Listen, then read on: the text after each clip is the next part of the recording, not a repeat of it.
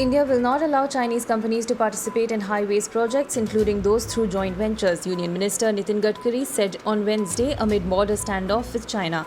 Gadkari also said the government will ensure that Chinese investors are not entertained in various sectors like micro, small and medium enterprises. 6 people died and 16 suffered burn injuries in a boiler explosion at a thermal power plant in the Cuddalore district of Tamil Nadu this morning.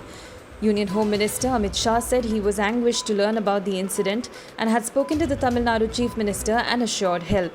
This is the second blast at the government-owned NLC India Limited power plant in 2 months.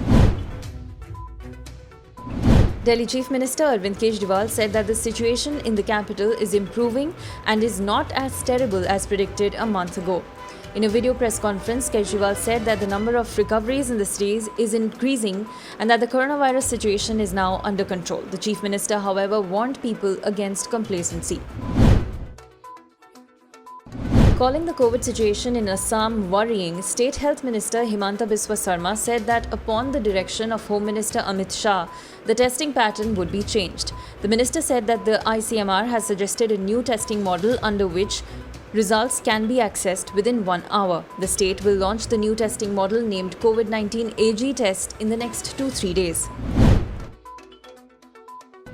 During the third senior military commander level meeting to discuss issues related to the disengagement at the face-off sites along the line of actual control and de-escalation from the border areas, India and China have emphasized need for expeditious, phased and stepwise de-escalation as a priority, sources in the know of developments told the media.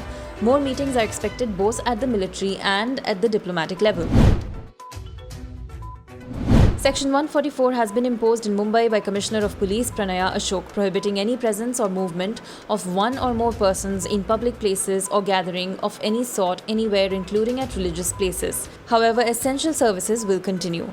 These restrictions are being taken in view of the unabated surge in COVID-19 cases and growing carelessness over social distancing norms. West Bengal BJP President Dilip Ghosh today said he was allegedly heckled by TMC supporters and his vehicle was also vandalized. The incident took place at New Town in Rajarhat, where Ghosh was out for his morning walk.